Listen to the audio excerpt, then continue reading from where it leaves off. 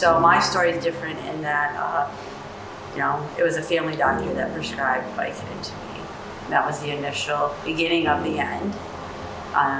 So to the point where that journey led me to taking way more than what was prescribed to me. I abandoned my children for a whole year when I left St. Clair County in September 11th, 2020. As soon as they said to stay home for COVID, we took off.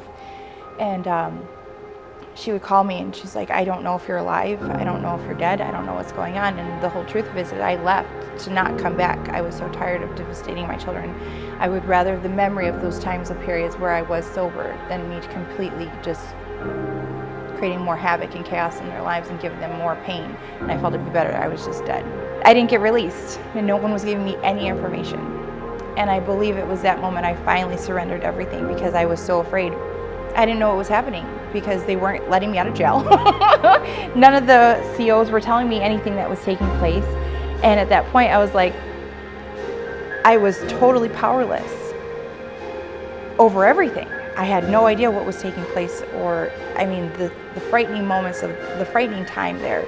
And that's when I finally got on my knees and I just gave it up. I threw out my white flag and I said, I can't do this anymore because I have control issues and I literally have no control over anything. And I just remember crying and praying myself to sleep that night. In the morning, I had to wake up and do this all over again. And Hope FM is what wakes me up in the morning. So God met me in my bedroom that morning and said, let it go. This is where faith meets me in the God you know. So, Oh My Soul was playing by Casting Crowns. And if you're familiar with that song, every single lyric was as if God was at the bedside speaking to me. And I heard him in a way I have never experienced. And now many times I have now as I've grown. And I was like, okay, I can't do this. As much as I am independent and can do every strong-willed thing in the entire world, I cannot, I can't. And you said, if I let it go, you got me. And you're gonna need to do that right now. There's a lyric in there that says, will my shipwrecked faith get me to shore? And in my mind at that moment, this was all in a blink of an eye moment with this song, I could see myself reaching my hand up.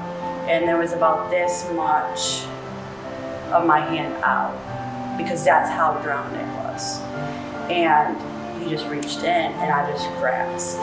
It's just amazing what this building has brought for me. I was able to learn how to not do drugs, how to go through life circumstances with the knowledge of knowing that the tools that they're teaching here that I don't have to pick up, that there is another alternative. And the support that they give me or gave me or are giving me still today is not anything I've ever found anywhere else. I don't believe for a second I would have stayed clean if I wouldn't have walked through that door October 27th. Breaking the stigma is huge for me because I feel only now that the opioid crisis has become publicized that we realize it could happen to anybody.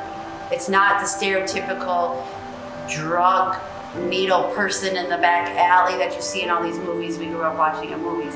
It's the person sitting next to you in church. It's your teacher, it's your principal, it's your law enforcement. It could be you. You're one accident away from that prescription being written for you. So I think that's important to keep in the forefront is that doesn't discriminate. It will come for anybody.